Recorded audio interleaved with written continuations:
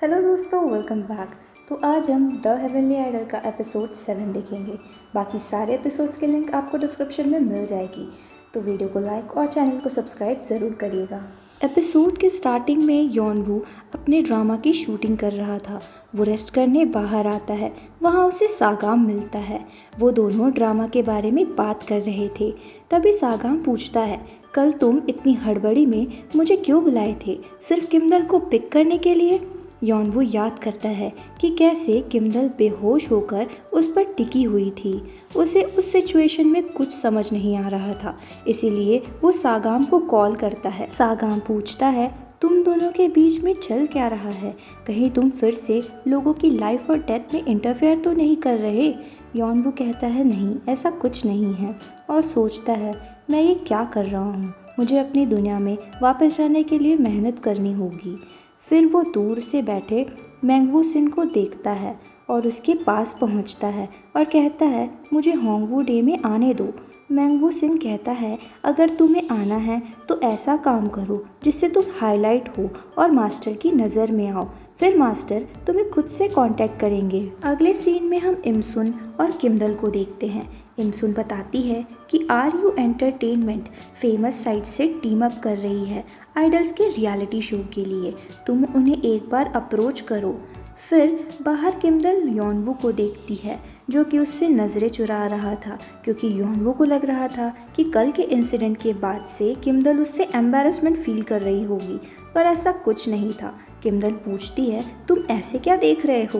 बेचारा योनवू क्या क्या सोचता रहता है। अगला सीन है स्टूडियो का। सारे मेंबर्स वहाँ साथ बैठे थे। हुआंगते मेन वोकलिस्ट था, पर उससे कहा जाता है कि मेन वोकलिस्ट योनवू सही रहेगा, उसकी आवाज़ ज़्यादा सूटेबल है। इस बात से सारे मेंबर्स शॉक्ड हो जाते हैं, पर हुआंगते बहुत अपसेट हो जाता है। उसे समझाने जंगसियो जाता है और उसके पीछे योनवू भी। होंगते योनवू पर गुस्सा निकालता है और कहता है कि जब वाइल्ड एनिमल का बुरा समय चल रहा था तब मैंने बहुत मेहनत की थी, पर अब जब मेन पार्ट आ रहा है तो तुम मुझसे मेरा मेन पार्ट छीन रहे हो। वो उसे बहुत कुछ सुनाता है और गुस्से में वहाँ से चला जाता है। अगले सीन में हम इमसुन को देखते हैं और फ्लैशबैक सीन से हमें पता लगता है कि स्योनसिल ने वाइल्ड एनिमल को बेकार कहा था, जिसकी वजह से दोनों का ब्रेकअप हो जाता है। इमसुन फिर एक मीटिंग में जाती है जहां उसका सामना स्योनसिल से होता है। अब स्योनसिल वाइल्ड एनिमल के साथ एक शो करना चाहता था। यहाँ योनवू किमदल से बात करता है। किमदल बताती है कि तुम्हें मंदिर में एक रात रुकना पड़ेगा एक शो के लिए। डायरेक्टर सिंह सर्वाइवल देखा था तो वो तुम्हें और जंगसिन को शो में चाहता है। योनवू कहता है, क्या होंगते भी साथ आ सकता है? उसे लगता है मैंने उसका पार्ट चुरा लिया है और अब वो मुझसे नफरत करता है। फिर योनवू किमदल से उस रात के बारे में पूछता है और कहता है, क्या वो सब बोल के तुम एम्बेरस्ड फील कर रही हो? किमदल कहती है, मुझे रेम्बलरी नहीं योनवू पसंद है और जैसा तुम सोच रहे हो वैसा कुछ भी नहीं है। और अब ये बात करने के बाद योनवू एम्बेरस्ड फील करता है। अगले सीन में हम होंगवू डे के मास्टर को देखते हैं। वहाँ मैंगवू सिन आता है।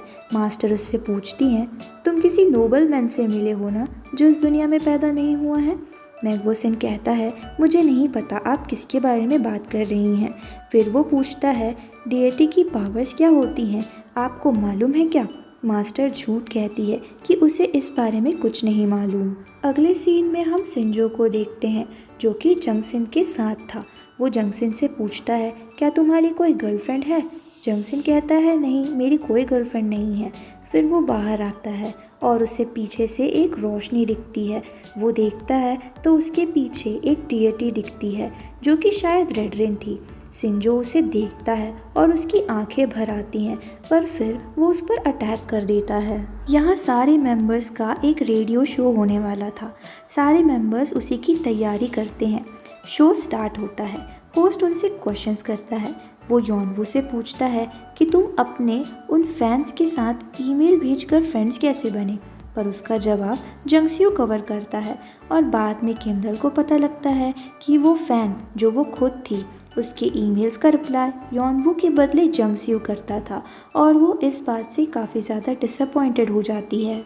अगले सीन में हम देखते हैं मैंगवू सिन सिंजो को सारी खबर बताता है। मास्टर को इस बात का अंदाज़ा हो गया था और शायद इसीलिए उसने मैंगबो सिन से झूठ कहा था। अगले दिन यॉनबू और वांगते सागाम के साथ टेंपल आते हैं।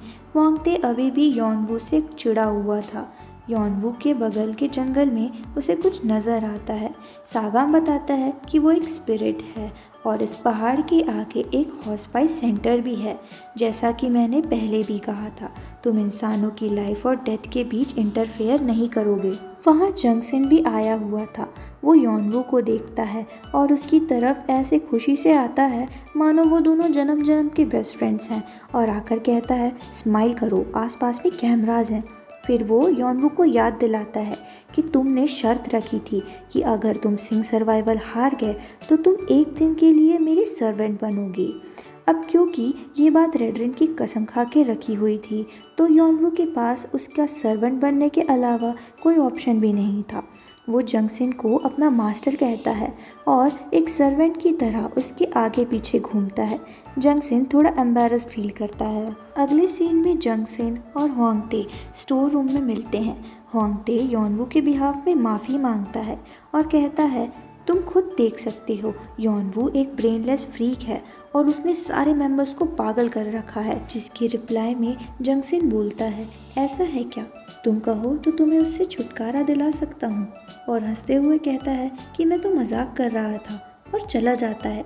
पर होंगते को उसकी बात काफ़ी अजीब लगती है। रात को जंगसिन यॉनबू को साथ ले जाता है, होंगते को ये कहकर कि हमें कुछ बातें करनी है। जंगसिन को होली वो के बारे में पता लग गया था और उसे मालूम था कि यॉनबू उसकी हर बात मानेगा। वो उसे ड्रिंक करने को कहता है। इधर होंगते को जंगसिन की स्टोर रूम वाली बात याद आ रही थी और उसे यॉनबू की फिक्र होती है। यॉनबू पूरी तरह नशे में था। जंगसिन उसे कार की चाबी देते हुए कहता है कि जाओ कार चलाओ और तब तक चलाना जब तक तुम्हारी कार क्रैश नहीं हो जाती। यॉनबू कार के पास पहुंचता है और कार के अंदर जाता है, पर होंगते उसे रोकता है। वो देखता है कि यॉनबू ड्रंक है और फिर वो उसे कार के अंदर नहीं जाने देता। वो उसे कार की तरफ फेंकता है जिससे यॉनबू को होश आ जाता है। होंगते ये सोचकर डर जाता है कि यॉनबू को चोट लग गई है, पर फिर यॉनबू को पूरी तरह होश आ जाता है। होंगते गुस्से और यॉनबू को हमेशा के लिए खो देने के डर से रोते हुए यॉनबू को डांटता है। इससे हमें ये पता चलता है कि सिचुएशंस ने होंगते को ऐसा बनाया है। असलियत में वो यॉनबू की फ़िक्र करता है। फिर वो दोनों साथ बैठते हैं। यॉनबू उससे माफ़ी मांगता है कि मैंने तुम्हारे उस गाने में पार्ट चुरा लिया है। होंगते कहता है तुम शायद ज़्यादा सूटेबल हो, इसलिए तुम ही गाओ, और दोनों के बीच का झगड़ा सुलझ जाता है। तभी यॉनबू को पहाड़ों पर कुछ दिखता है और वो पहाड़ों की तरफ भागता है और उसके पीछे होंगते भी आता है। वहाँ उसे सागाम दिखता है और हमें पता चलता है कि सागाम एक ग्रिम रीपर है। यहाँ किमडल RU एंटरटेनमेंट के वाइस चेयरमैन से मिलने आती है, जो कि और कोई नहीं बल्कि सिंजो है। वो अंदर आती है। उसे वहाँ का माहौल डरावना लगता है। वो सिंजो से आइडल शो के बारे में बात करती है, पर सिंजो का अलग ही इरादा था। वो कहता है मैं तुमसे मिलना चाहता था, तुमने मेरे पूरे प्लान को बिगाड़ दिया। और वो उसकी तरफ बढ़ता है और पूछता है तुम इंसान हो, इसी दुनिया से आई हो या किसी और दुनिया से आई हो उस प्रीस्ट रेमररी को बचाने के लिए। किमडल समझ जाती है कि कुछ गड़बड़ है और वहाँ से भागती है, पर अपनी पावर से सिंजो उसे रोक लेता है और उस पर अपना कंट्रोल बनाते हुए कहता है कितना मज़ा आएगा जब वो इंसान रेमररी को धोखा देगा जिस पर वो सबसे ज़्यादा ट्रस्ट करता है, और फिर वो किमडल पर अपना कंट्रोल कर लेता है। और इसी के साथ एपिसोड होता है ख़त्म। हम मिलेंगे अगले एपिसोड में। वीडियो को लाइक और चैनल को सब्सक्राइब ज़रूर करिए।